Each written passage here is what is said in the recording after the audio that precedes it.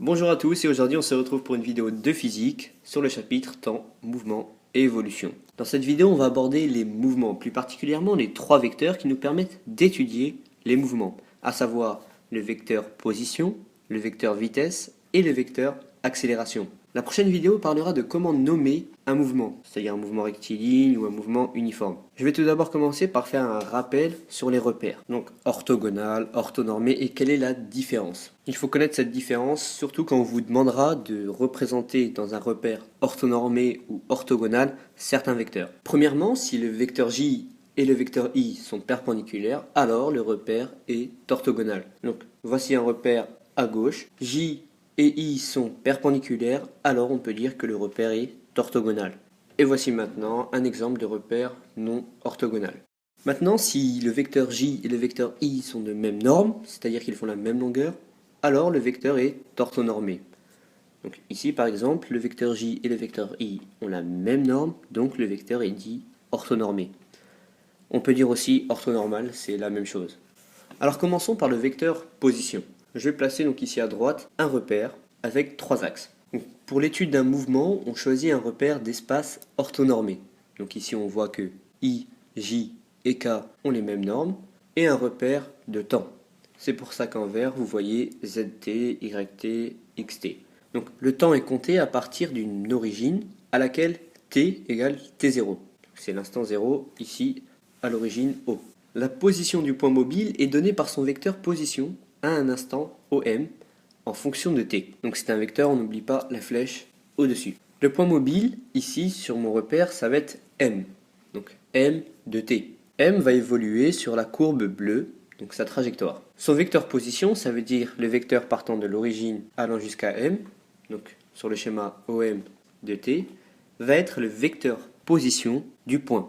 Il faut considérer le vecteur position comme une fonction, c'est-à-dire la position de M en fonction du temps, en fonction de t. Donc une fonction avec plein de vecteurs. Donc je le rappelle ici en haut, pour calculer un vecteur par exemple AB, on prend les coordonnées du dernier point et on les soustrait au premier point. Par exemple les coordonnées de AB, ça va être XB moins XA, YB moins YA et éventuellement ZB moins ZA s'il y a un troisième axe. Donc là pour le vecteur OM, ça va être XM moins les coordonnées de l'origine, c'est-à-dire 0, donc ym moins 0, zm moins 0. Donc au final, on a les coordonnées du point M. Sauf qu'ici, on les exprime sous la forme d'un vecteur. Pourquoi? Parce qu'on considère le point O, donc l'origine du repère, comme étant la référence. On repère le point M par rapport à cette référence. Ça veut dire qu'on aurait pu choisir un autre point de référence, et donc on aurait par exemple pris le point AM ou BM, comme on veut. Alors il est important de se souvenir que le vecteur position est dans un repère de temps. Toute l'étude va se faire autour du temps. Voilà pour le vecteur position. Alors le vecteur vitesse déjà, pourquoi il existe? Eh bien parce qu'il y a une variation du vecteur position. Si je prends par exemple ma balle ici et que je prends sa position à un instant on va dire t0 et sa position à un instant t1. Il y a eu une variation de position au cours du temps et la balle ne s'est pas téléportée, elle s'est déplacée. Donc elle a eu une vitesse à un certain moment. C'est pour ça qu'il existe le vecteur vitesse. Et donc il existe une relation entre le vecteur position et le vecteur vitesse. Ces deux vecteurs, ils sont liés par une simple relation de dérivée. J'ai dit que le vecteur position était une fonction OM en fonction de t. Eh bien cette fonction, elle est dérivable. Et sa dérivée va nous donner le vecteur vitesse. Comme je l'ai dit précédemment, on travaille par rapport au temps. Donc ça va être la dérivée par rapport au temps. Il existe aussi un chemin retour passant du vecteur vitesse au vecteur position, et on va faire une primitive. Donc, on a vu en mathématiques une notion, le taux d'accroissement ou le nombre dérivé, qui nous disait que f' de a était égal à la limite quand x tend vers a de f de x moins f de a sur x moins a. Ça nous permettait de calculer la dérivée en un point, sans même savoir dériver la fonction elle-même. Comme on a dit que le vecteur vitesse était une dérivée du vecteur position, eh bien on va faire cette dérivée pour calculer le vecteur vitesse. Par exemple, le vecteur vitesse au point t0, ça va être la limite quand t tend vers t0. Donc ma fonction, c'est pas f de x, c'est om de t. Donc j'écris om de t moins om de t0 divisé par t moins t0.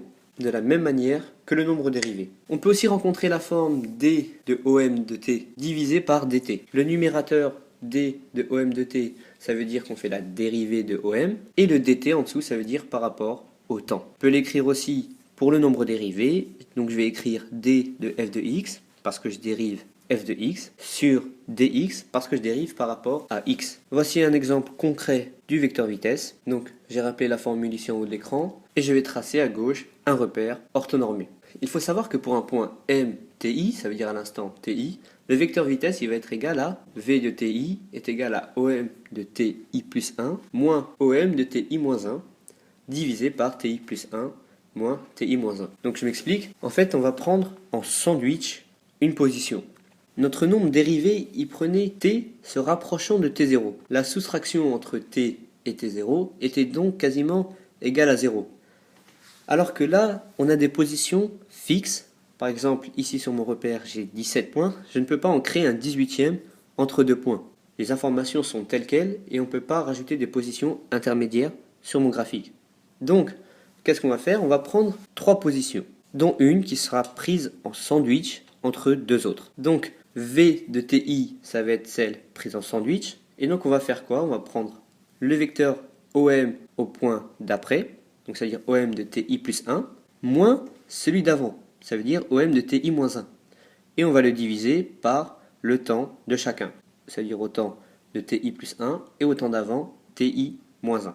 Et donc concrètement, sur mon graphique, ça donne quoi? Je vais prendre un point M1, désigné ici par le point bleu, et un point M3, désigné par le point rouge. Alors, comme on a vu, donc chacun a un vecteur position. Donc le premier, ça va être le vecteur OM donc de T1, et le deuxième, OM de T3, partant de l'origine jusqu'au point. Et donc au milieu, j'ai le point M de T2, et si j'applique la formule, ça nous donne V de T2 est égal au point d'après, c'est-à-dire OM de T3, moins le point d'avant, OM de T1, divisé par T3 moins T1.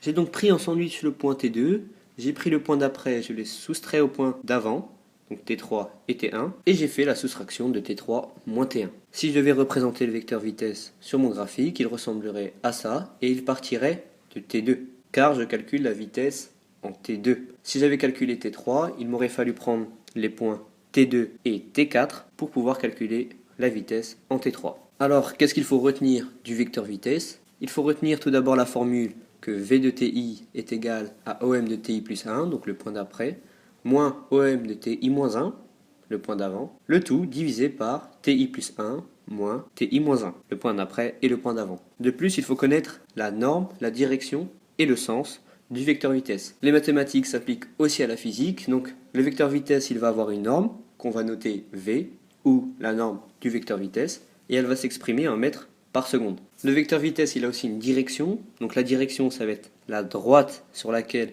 se situe le vecteur vitesse, à ne pas confondre avec le sens qui va être par exemple à droite, à gauche ou autre. La direction va être une droite. Donc on va se poser la question, quelle droite peut représenter la vitesse? Je vais prendre des positions successives d'une balle et je vais étudier la direction du vecteur vitesse de la balle jaune. Je représente en blanc ici la trajectoire, et donc ma vitesse, elle va être située sur cette droite à peu près. Tout simplement parce que la vitesse sera orientée par exemple à droite pour atteindre l'autre position. Ça découle un peu de la logique, c'est assez intuitif en fait. Je ne pourrais pas dire par exemple que la direction de mon vecteur vitesse est cette droite couleur turquoise. Pourquoi? Parce que si je devais représenter la position d'après, elle se situerait aux alentours de cette balle turquoise. Ce n'est pas le cas, car la balle il faut qu'elle monte, pas qu'elle reste au même niveau. Donc on va dire que la direction va être la tangente à la trajectoire au point considéré. Vous avez vu ma trajectoire, la droite était tangente à celle-ci. Son sens, c'est bien, ça va être celui du mouvement à l'instant T. Comme je le disais, si la balle monte, son sens va être vers le haut. Si elle descendait, ce serait vers le bas. Voilà pour ce qui est du vecteur vitesse.